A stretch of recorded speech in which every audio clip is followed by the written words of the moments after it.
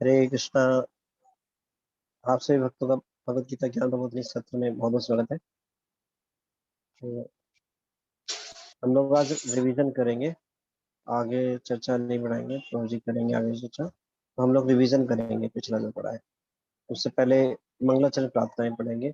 आप सभी भक्तों से रिक्वेस्ट है कि प्लीज मंगलाचरण प्रार्थनाएं दिलाइएगा।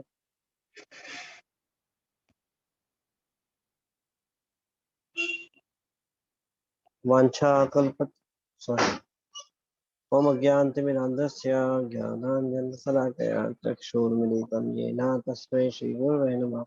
श्रीचैतन्यमनोभीष्टं स्थापितं येन भूतले स्वयं रूपः कदा मह्यं ददाति स्वपदान्तिकम्। वन्देऽहं श्रीगुरु शिवदापदकमलं श्रीगुरून् वैष्णवांश्च च श्रीरूपं साग्रजातं सगणरघुनाथान्वितं तं सजीवं सावधूतं सावधूतं परिजनसहितं कृष्णचैतन्यदेवं श्री राधा कृष्ण पादान सैगण श्री विशाखान्वित। हे कृष्ण करुणा सिंधु दीन बंधु जगतपते गोपेश गोपिकांत राधा कांत नमोस्तुते। तप्त कांचन गौरांगी राधे वृंदावनेश्वरी वृषभानुसुते देवी प्रणमामि हरिप्रिये। वाञ्छाकल्पतरुभ्यश्च कृपा सिन्धुभ्यैव च पतितानां पावनेभ्यो वैष्णवेभ्यो नमो नमः। जय श्री कृष्ण चैतन्य प्रभु नित्यानंद श्री अद्वैत गदाधर शिवासादि गौर भक्तवृंद। हरे कृष्ण कृष्ण कृष्ण हरे हरे हरे राम राम राम हरे हरे।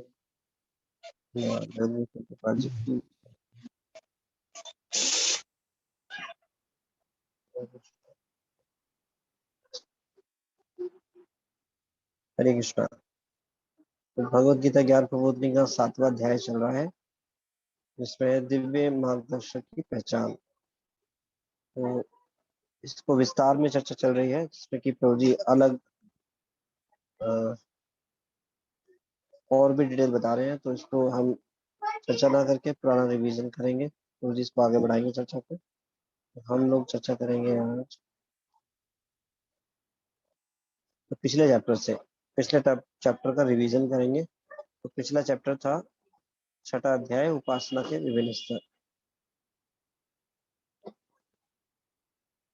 तो इस अध्याय में जो हमने पढ़ा था, इसमें सबसे पहले 10वें अध्याय का 10वां श्लोक यहाँ पे कोट किया। सबसे पहले तेसाम सतत युक्ता नाम भजताम प्रीति पूर्वकम ददाति बुद्धि योगम तम तेन येन माम उपयंती थे।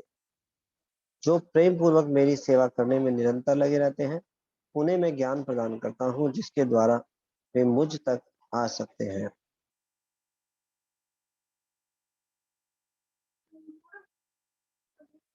इस अध्याय में हमने पढ़ा कि जो विभिन्न प्रकार के उपासना के मार्ग हैं, उनका लक्ष्य क्या है। लक्ष्य यही है कि भगवान को जाने और उनसे अपने संबंध को स्थापित करें। लेकिन अलग अलग चेतना के स्तर पे अलग अलग इंस्ट्रक्शन दी गई हैं, वेदों में भी और अलग प्रकार से अलग धर्मों में भी। तो उसको हमने पढ़ा था विस्तार से। तो सबसे पहले हमने इसमें चर्चा की थी, यदि ईश्वर एक है तो विभिन्न धर्मों का अनुसरण क्यों करते हैं। तो अगर भगवान एक ही है तो विभिन्न धर्मों का अनुसरण क्यों करते हैं। तो इससे संबंधित रिवीजन करने से पहले आप में से कोई बता सकते हैं इसमें क्या पढ़ा था इस टॉपिक में। यदि ईश्वर एक है तो विभिन्न धर्मों का अनुसरण क्यों है। आप में से कोई बता सकते हैं, प्लीज रेज योर हैंड।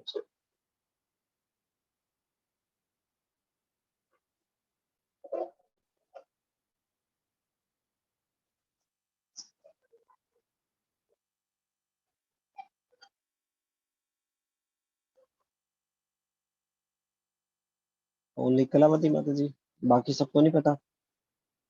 ये तो बड़ा विस्तार से इसमें इस चैप्टर में चर्चा हुई थी और ये बहुत ही महत्वपूर्ण है जानना, सभी को पता होना चाहिए।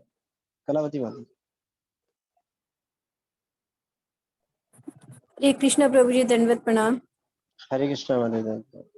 प्रभु जी, भगवान का संदेश तो एक ही होता है, लेकिन विभिन्न धर्म इसलिए बनाए गए कि उनके श्रोताओं के पहचानने की क्षमता के अनुसार उन्हें प्रचार किया जाता है। जैसे जैसे यहाँ पे कुछ एग्जाम्पल भी दिए गए थे कि ईसा मसीह का कुछ दिए थे कि वो अपने अनुयायियों को किए उनकी क्षमता के अनुसार कि कम से कम अपनी नहीं, शायद वही था ना कि कम से कम अपनी बहन और माता के साथ तो तुम गलत संबंध मत करो, क्योंकि वो उस स्तर तक पतित थे वो लोग। तो उनकी क्षमता के अनुसार उनको दिया, और अगर उससे लोगों की जो क्षमता है उससे ज्यादा दी जाए तो वो उसको समझ नहीं पाएंगे, और उसका गलत मीनिंग निकाल के वो विद्रोह करेंगे। जैसे इसके लिए एक एग्जाम्पल भी शायद वो दिया हुआ था कि हम प्राथमिक क्लास के बच्चों को अगर हम 5 - 2 बोलेंगे तो वो समझ पाएगा कि हाँ 3 होता है, लेकिन जैसे ही अगर हम उसको बोलेंगे 2 - 5 तो वो बोलेगा कि क्वेश्चन ही गलत है। मतलब वो उसके पचाने की क्षमता उतनी नहीं है, वो नहीं समझ पाएगा, वो उसका विद्रोह भी कर सकता है कि नहीं आप गलत क्वेश्चन बोल रहे हो। उसी प्रकार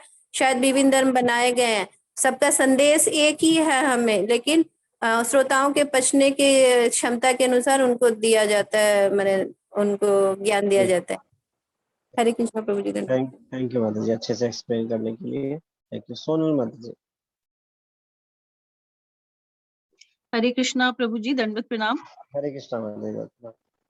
प्रभु जी, माता जी ने जो कहा वो बिल्कुल सही है। उसमें थोड़ा सा बस यही मैं कहना चाहूंगी कि ईश्वर अपना संदेश प्रत्यक्ष रूप से अथवा अपने दूतों के माध्यम से ही हमेशा देते हैं, और अलग अलग समय पे जो श्रोताओं के पचाने की क्षमता के अनुसार ही उन्होंने अपना संदेश दिया अलग अलग टाइम पे।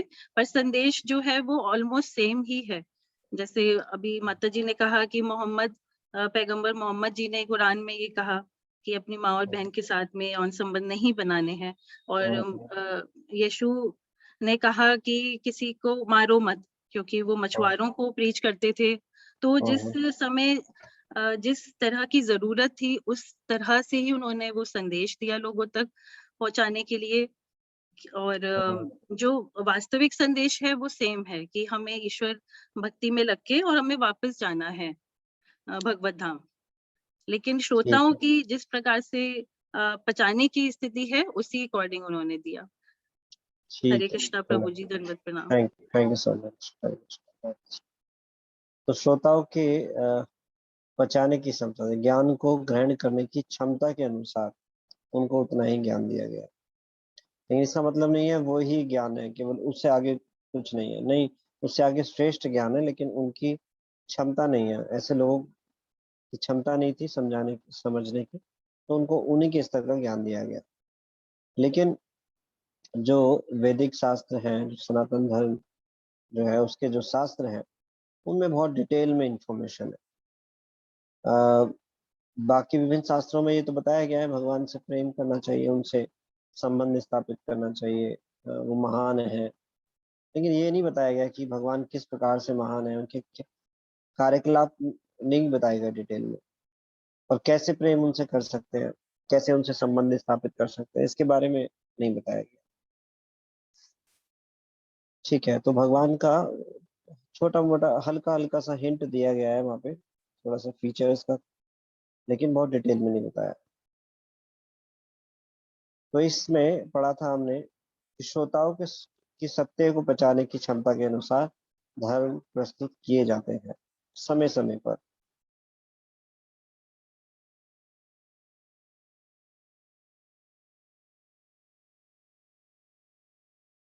और फिर इसी के अंदर पढ़ा था हमने प्रमाणीय व अचिंत्य ज्ञान की गहनता। तो ईश्वर भक्ति के गुण की गौरवमयता उन्नता के अतिरिक्त वैदिक साहित्य सभी प्रकार के ज्ञान का विशद वर्णन करते हैं, चाहे फिर वे भौतिक हो अथवा आध्यात्मिक।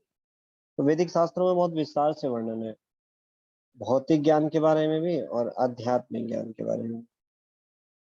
उदाहरण के लिए जबकि बाइबल समझाता है ईश्वर ने कहा प्रकाश हो और वहां प्रकाश था, ईश्वर ने कहा पृथ्वी का निर्माण हो और पृथ्वी का निर्माण हो गया। यद्यपि यह तथ्य है तो भी ऐसे शास्त्र सृष्टि की संरचना रचना का विशद विवरण नहीं देते। देखिए यहाँ पर वहां पर केवल इतना ही मैसेज दिया गया है कि भगवान बोलते हैं सृष्टि की संरचना हो तो संरचना हो जाती है, भगवान कहते हैं उजाला हो प्रकाश हो तो प्रकाश हो जाता है। लेकिन किस प्रकार से भौतिक सृष्टि की संरचना हुई, विभिन्न तत्वों के बारे में डिटेल से जो विशद वर्णन है वो वैदिक शास्त्रों में, श्रीमद् भागवतम के 3 कैंटों में सबने विस्तार से पढ़ा था। तो बहुत डिटेल में माइन्यूट इंफॉर्मेशन के साथ।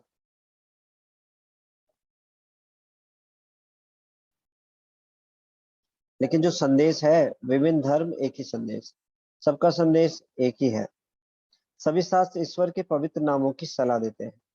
तो ये कैसे प्रूफ होता है कि सभी धर्म है भगवान के नाम को लेने की बात करते हैं? ये कैसे प्रूफ होता है? कोई एक प्रूफ बता सकते हैं आप?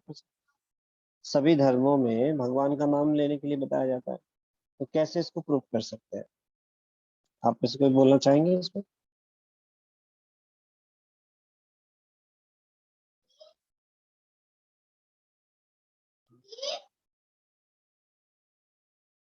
कलावती माता जी, आप पहले से हैंड रेस किया हुआ है या अभी अभी किया है? हरे कृष्णा प्रभु जी, दंडवत प्रणाम। हरे कृष्णा माता जी। यस माता जी। प्रभु जी, हम इसमें इसी चैप्टर में रेफरेंस अब आया था ना कि बाइबल घोषित करता है ईश्वर आप स्वर्ग में हो, आपके नाम पवित्र हैं। फिर बाइबल ये भी घोषित करता है ईश्वर को अपनी पूरी आत्मा से तथा पूरे हृदय से कुछ प्रेम करो। और फिर उसमें आया था कि इस्लाम भी अल्लाह के 19 नामों के नियमित जप की शिक्षा देता है। फिर महाभारत विष्णु के सहस्त्र नाम के जप की शिक्षा देता है। तो इन सब से हमें पता पड़ता है कि सभी शास्त्र ईश्वर के पवित्र नामों की जप की सलाह देते हैं। Very nice, okay, thank Hare you. Prabhu ji, Geetika दंडवत। माता, हरे कृष्णा। गीतिका माता जी ने भी हैंड रेस किया था। माता जी, आप कुछ ऐड करना हरे चाहते हैं? कृष्ण जी, धन्यवाद नाम हरे जी सही कृष्णा माता था। जी। ठीक है, ठीक है। थैंक यू थैंक यू जी। So much, thank you so much. और एक और प्रूफ है, आप देखेंगे, आपने देखा होगा जितने भी विभिन्न धर्मों के जो फॉलोवर्स हैं या धार्मिक पंथ के जो गुरु बोल सकते हैं, जैसे ईसाइयों में भी और इस्लाम में भी और ये सिख में या बाकी जितने भी जुडाइज्म और जितने भी धर्म हैं, आप देखेंगे सब में बीट्स होती हैं चैंट करने के लिए, जप करने के लिए, है ना? आप देखेंगे, मैंने ऐसा देखा है, सभी में वो माला पे जप करते हैं, नाम जप करते हैं। इस बात से प्रूफ होता है कि सभी शास्त्रों में भगवान नाम की जप की महिमा बताई है। तो भगवान के जो मुख्य नाम है और कुछ जो है भगवान के गौण नाम है, तो जो इस प्रकार के नाम है अल्लाह, ईश्वर, ये इस प्रकार से, तो भगवान के ये मुख्य नाम नहीं है, तो उनको चैंट करते हैं। लेकिन चैंट करने का जो प्रोसेस है भगवान नाम का जप करने का, ये काउंटिंग में, ये आपको सभी धर्मों में मिलेगा। जैसे इस्लाम में बताया 99 नामों के बारे में बताया, सॉरी 19 या 90, 90, एक मिनट, आई थिंक 19, 99 नहीं 99 नामों के बारे में बताया। ऐसे ही बाइबल में भी सभी शास्त्रों में ये नाम जप की महिमा का बारे में बताया है। और मैंने खुद भी पर्सनली देखा है, सब जो है बीट्स पे नाम जप करते हैं, नाम लेते हैं। हरे कृष्ण। अभी किसी और भक्त ने भी हैंड रेज किया था, वो बोल सकते हैं डायरेक्टली। हरे कृष्णा प्रभु जी, धन्यवाद नाम जी। हरे मैंने कृष्णा बोले। था वो हमारे नेबर में ना एक मुस्लिम फैमिली रहती थी, तो मैंने वहाँ पे जो वो थे उनको मैंने देखा था बहुत बारी ना, वो छत पे बैठ के माला करते थे। तो फिर मैंने उनसे पूछा था आप चैंट करते हो, तो उन्होंने बोला कि हाँ मैं चैंटिंग करती हूँ। तो जब भी वो फ्री टाइम होता था छत पे आके वो चैंटिंग करते रहते थे। Very good. मतलब अच्छा लगा देख के कि वो भी करते हैं चैंटिंग। हाँ, तो ये प्रोसेस जो है चैंटिंग का, ये हर एक उसमें विभिन्न धर्मों में बताया गया है। लेकिन क्योंकि उनके शास्त्रों में, उन शास्त्रों में भगवान का डायरेक्ट वर्णन नहीं है, ईश्वर अल्लाह वो एक शक्ति के रूप में एक प्रकार से जो महान है, इस प्रकार से बताया गया है। उसी प्रकार से भगवान के नाम है, तो उन्हीं नामों को चयन करते हैं। भगवान के डायरेक्ट जो मुख्य जो नाम है उनके बारे में वर्णन नहीं है, उनको चयन नहीं, क्योंकि वो उसको समझने की क्षमता नहीं है, तो उतना वहाँ विस्तार से बताया भी नहीं गया है। और उन्हीं नामों की संस्कृति की ये इस प्रकार से अलग अलग नामों का वो भी जप करते हैं। लेकिन भगवान के जो नाम है वो नाम नामकारी बहुधा निज सर्वशक्ति, भगवान के जो है अनेकों नाम है, तो ये भी भगवान के ही नाम है। तो लेकिन ये मुख्य नाम नहीं है भगवान के। तो ये प्रोसेस जो है चैंटिंग, भगवान के नाम जपने का, ये सभी धर्मों में है। क्यों? क्योंकि इस कलयुग का जो धर्म है वो क्या है? यही है, कलयुग का धर्म है भगवान के नाम का जप करना। तो विभिन्न धर्म अलग जो है जो श्रोता है उनके अनुसार प्रकट किए गए, उनकी क्षमता के अनुसार, और उसमें भी उनको भगवान की भक्ति में लगाने के लिए डायरेक्ट नहीं तो इनडायरेक्ट प्रोसेस के द्वारा ही, डायरेक्ट इनडायरेक्ट नामों के द्वारा ही उनको जो है लगाया गया। तो ये इनके इन प्रकार जो है कुछ ना कुछ जो है उनको आध्यात्मिक लाभ मिले, इस प्रकार से ये जो वैदिक शास्त्र और जो है बाकी विभिन्न शास्त्र इस प्रकार से डिजाइन किए गए हैं, जिससे कि जीवात्मा का अपलिफ्टमेंट हो सके। तो कलयुग का जो धर्म है वो क्या है? हरि नाम संकीर्तन। लेकिन वो जैसे जिस प्रकार से शास्त्र प्रकट किए उसी प्रकार से नाम जपने की संस्तुति की गई है, जो उनमें नाम वर्णित है। ठीक है। और सभी धर्म सिखाते हैं कि ईश्वर प्रेम ही परम सिद्धि है। तो इसका भी वर्णन सभी शास्त्रों सभी विभिन्न धर्मों में है कि भगवान से प्रेम करना चाहिए हृदय से। जैसे बाइबल में बताया गया है, ईश्वर को अपनी पूरी आत्मा से तथा पूरे हृदय से प्रेम करो। वहां बताया गया है कि भगवान से प्रेम करो, हृदय से प्रेम करो, लेकिन इसको बहुत ज्यादा डिटेल में नहीं बताया गया है कि कैसे करो। बस इतना ही बताया गया है किसी जैसे तो प्रेयर्स के माध्यम से, वो सब चीजें, तो बहुत ज्यादा डिटेल में इंफॉर्मेशन नहीं है इसके बारे में किस प्रकार से कर सकते हैं। इस्लाम में बताया है, इस्लाम का अर्थ है पूर्ण समर्पण करना, भगवान को समर्पण करना। भगवत गीता में कहा गया है, सर्वधर्मान परित्यज्य मामेकं शरणं व्रज, अहम त्वां सर्वपापेभ्यो मोक्षयिष्यामि मा शुचः। तो इसमें और डिटेल में वैदिक शास्त्र में डिटेल में बताया है क्या करना है। मन मना मद मध्याजी माम नमस्करो, मेरे को नमस्कार करो, मेरी पूजा करो, पत्रम पुष्पम फलम तोयम, बहुत डिटेल में बताया गया है। किस प्रकार से संबंध प्रेम का स्थापित हो सकता है ये बताया है। प्रेम का संबंध स्थापित होता है जब हम 6 चीजों करते हैं, ददाति प्रतिगणाति गुह्यम आख्याति प्रचिति भुंजते भोजते एव च षड्विधि प्रीति लक्षणम। 6 प्रकार के कार्य होते हैं जब किसी से प्रेम के संबंध स्थापित करना होता है।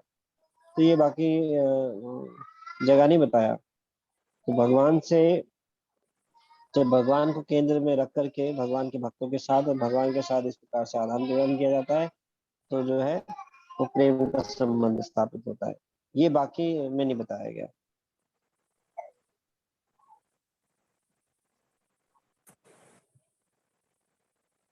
और इसी में पढ़ा था कि जो वैदिक शास्त्र है और जो विभिन्न शास्त्र हैं उनमें समानताएं पाई जाती हैं भगवत धाम जाने के विषय में।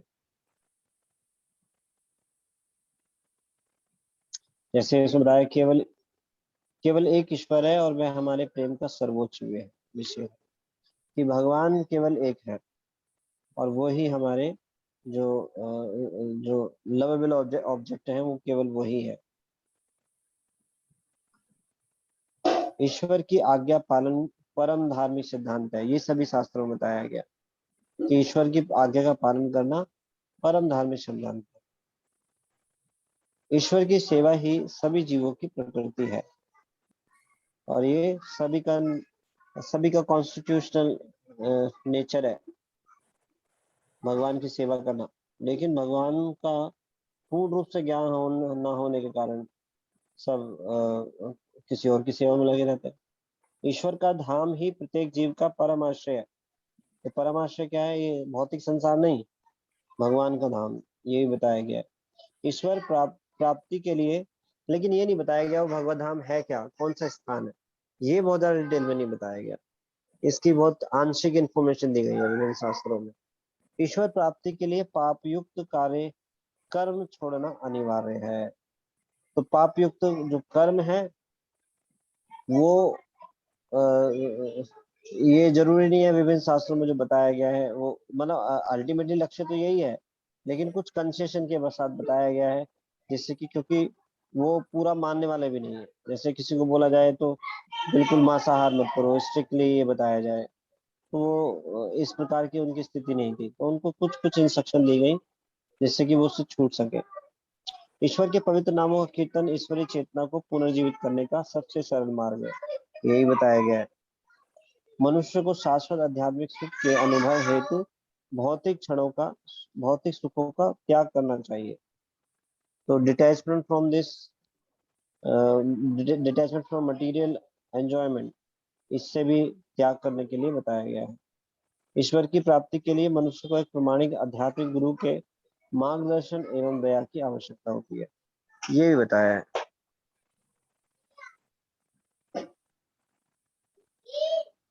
फिर इसमें कुछ कुछ समानताएं के बारे में पढ़ा, जो भगवत धाम के बारे में क्या क्या समानताएं बताई हैं ईसाई धर्म में, हिंदू धर्म में, इस्लाम में और सिख में। भगवान के धाम के बारे में क्या क्या वर्णन है, जैसे वो शाश्वत धाम है, वहां पे जन्म मृत्यु नहीं है, इस प्रकार से ये सब चीजें बताई गई। और इससे आगे फिर इसी अध्याय में पढ़ा था भगवान के साथ हमारा संबंध भय से प्रेम की ओर।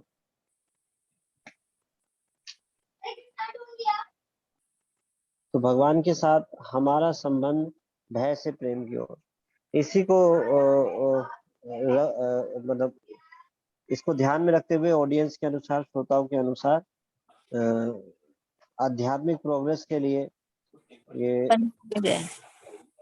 जो है विभिन्न शास्त्रों में इंस्ट्रक्शन दी हुई है। जैसे भय, किस प्रकार से गलत कार्य मत करो, नरक जाना पड़ेगा, इस प्रकार से। और अपनी इच्छा पूर्ति के लिए भगवान की पूजा करनी चाहिए, या फिर हमें हमारा कर्तव्य है भगवान की सेवा करना, क्योंकि भगवान हमें इतना कुछ दे रहे हैं कर्तव्य बोध के अनुसार। पर जो हाईएस्ट है वो भगवान के साथ प्रेम का संबंध स्थापित करने के लिए। तो ये जो है डिटेल में बताया गया है ये वैदिक शास्त्रों में, सनातन धर्म शास्त्रों में। इस पे बल दिया गया है कि भगवान से अहेतु की अप्रतिहता, बिना किसी मोटिवेशन के भगवान की सेवा करनी चाहिए और अनइंटरप्टेड होनी चाहिए, निरंतर होनी चाहिए। तो इससे भगवान का प्रेम प्राप्त किया जा सकता है।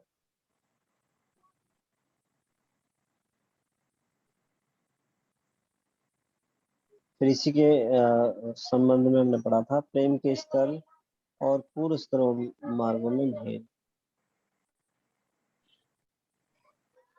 जिसमें कि भक्त प्रहलाद महाराज की जो है स्टोरी पढ़ी थी।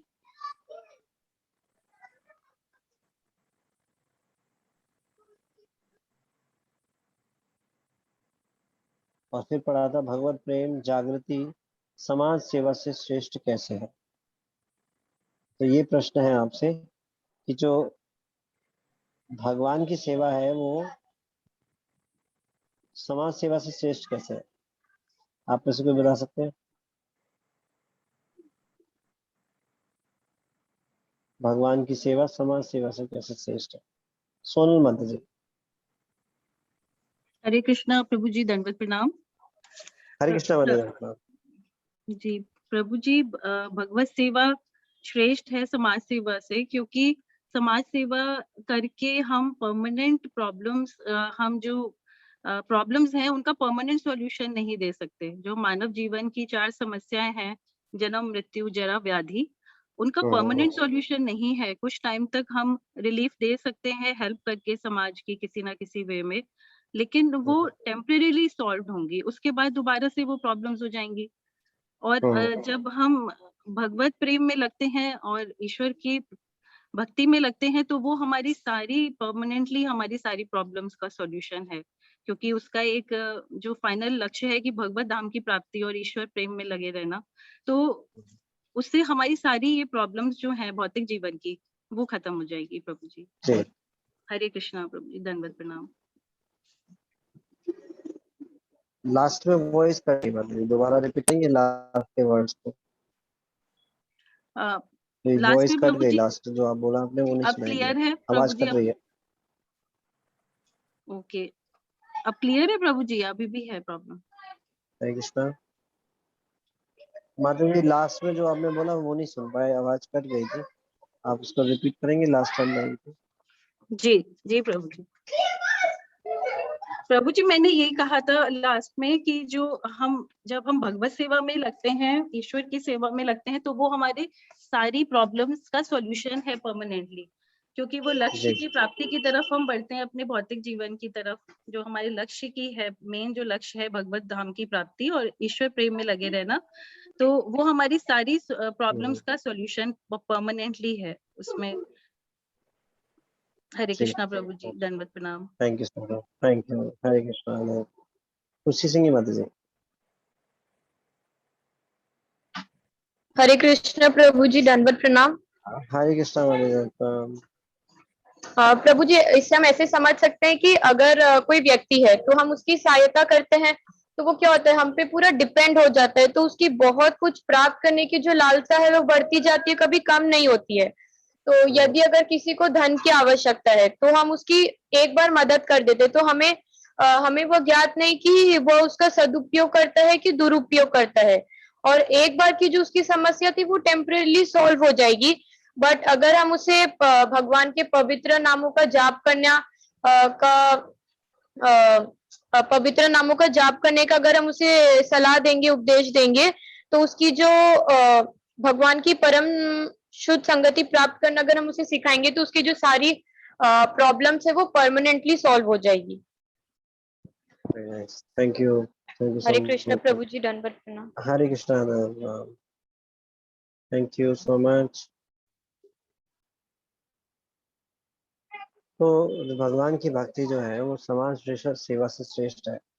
समाज सेवा करना उनकी प्रॉब्लम्स का परमानेंट सॉल्यूशन नहीं है, तो बिल्कुल सही बताया आप सबको ने, जैसे कि इस अध्याय में पहले चर्चा की थी। क्योंकि प्रॉब्लम जो है इस संसार में हमेशा रहेगी। अभी एक प्रॉब्लम है लेकिन उसके साथ दूसरी प्रॉब्लम तैयार खड़ी हुई है।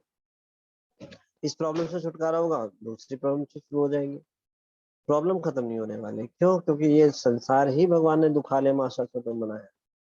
प्रॉब्लम ये है कि जो समाज सेवा से करने वाले लोग भी हैं, जो भगवान की भक्ति या भगवान से लोगों को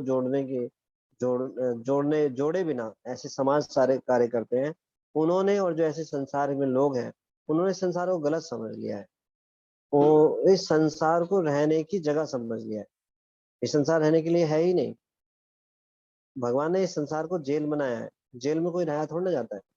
जेल से तो निकलना चाहिए। जेल में रहता कौन है? कोई मूर्ख व्यक्ति ही रहेगा। तो जेल से खुद भी निकालना चाहिए और दूसरों को भी सहायता करनी चाहिए। तो वास्तविक जो श्रेष्ठ कार्य है वो ये है कि जीवात्माओं को भगवान की भक्ति में लगाना।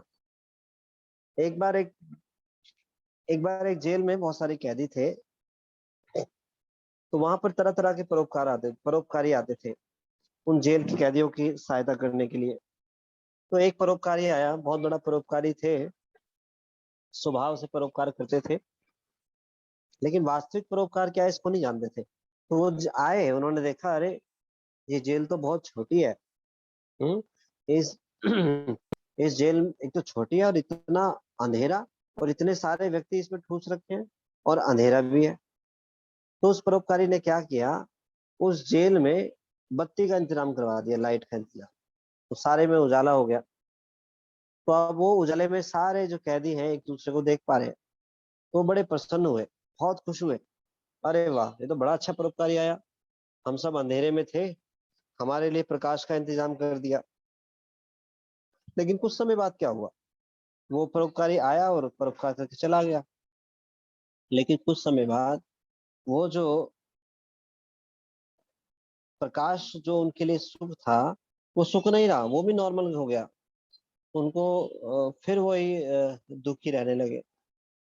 फिर कुछ समय बाद एक और परोपकारी आया।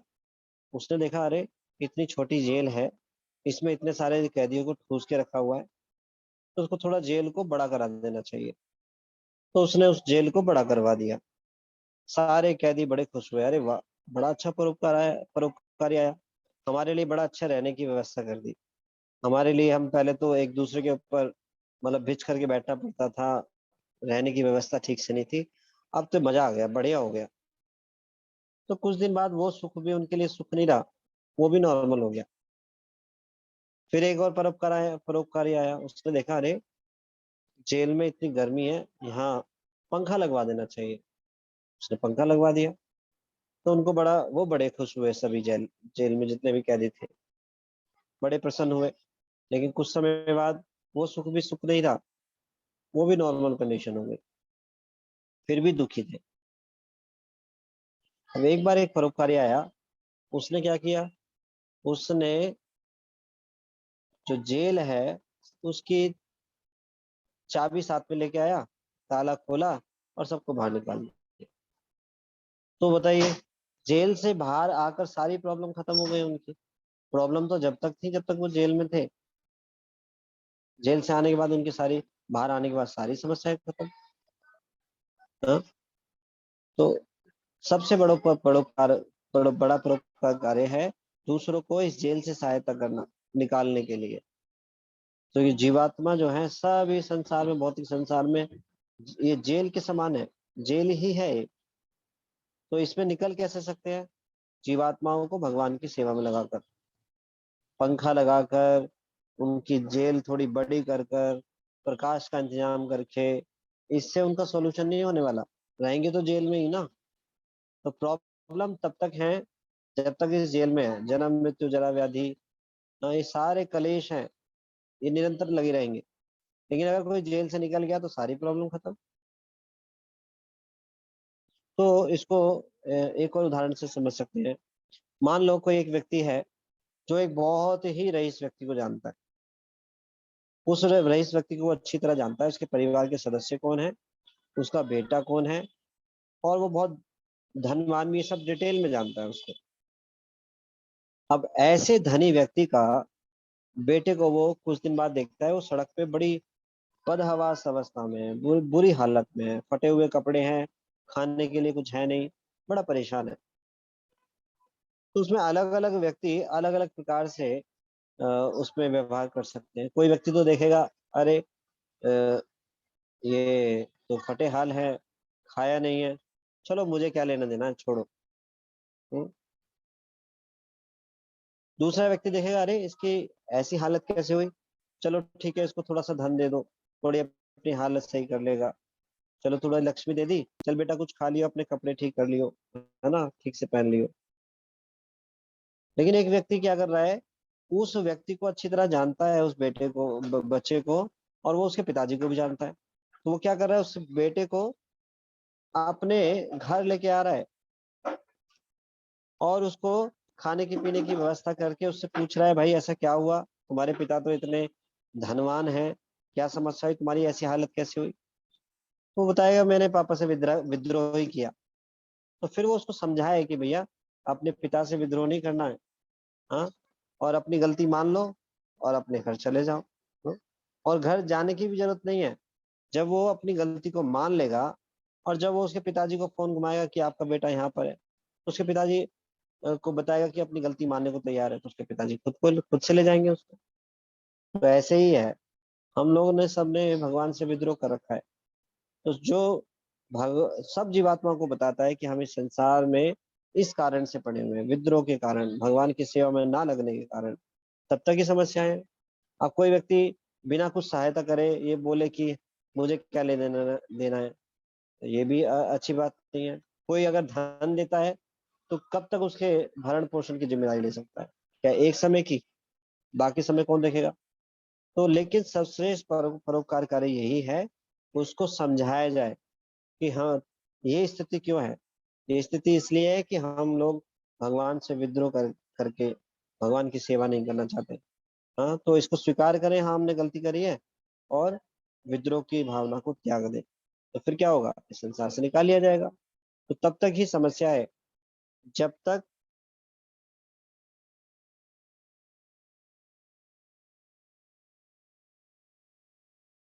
ये जीवात्मा भगवान की परोपकार से श्रेष्ठ। तो इस अध्याय में पढ़ा था, फिर देवी और आसुरी प्रवृत्ति के बारे में पढ़ा था इस अध्याय में, और फिर बहुत सारे क्वेश्चन आंसर हुए थे।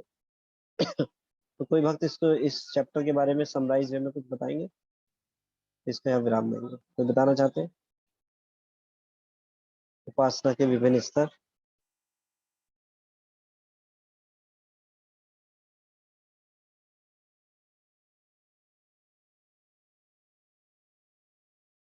सारांश में ये है कि सभी जीवात्मा जो हैं भगवान के अंश हैं और वो सभी जीवात्माओं का एक ही गोल होना चाहिए, भगवान से प्रेम का संबंध स्थापित करना। लेकिन सभी चेतना के आधार पर अलग अलग जीवात्माएं अलग अलग मतलब 4 लाख योनियों में अलग अलग स्तर पे हैं, तो उनके स्तर का उनको ज्ञान प्रदान किया गया है। आंशिक रूप से उनको भगवान से जोड़ने के लिए, किसी न किसी प्रकार से भगवान से जोड़ने के लिए, उनका आध्यात्मिक उत्थान करने के लिए अलग अलग उपदेश दिए गए हैं। लेकिन हाईएस्ट जो नॉलेज है वो वैदिक शास्त्रों में दी गई है कि भगवान कौन है, जीवात्मा कौन है और उनसे हमारा क्या संबंध है और वो संबंध कैसे विच्छेद हुआ, कैसे संबंध को जोड़ सकते हैं, कैसे भगवान से प्रेम का संबंध स्थापित कर सकते हैं, इसको बहुत विस्तार से बताया गया। सर्वश्रेष्ठ गोल यही है, भगवान से प्रेम का संबंध स्थापित करना, ये लक्ष्य है। और इस संबंध को जोड़ने में सहायता करते हैं भगवान के प्रियजन, भगवान के भक्त। तो ये अगले चैप्टर में 7वें अध्याय में ये चर्चा चल रही है। गुरु के माध्यम से ये संबंध स्थापित होता है। ठीक है, हमने थोड़ा रिवीजन किया, यहीं पे इसको विराम देते हैं। श्रीमद् भगवद गीता ज्ञान प्रबोधिनी की जय। जगत गुरु श्रील प्रभुपाद जी की। गौर प्रेमानंद।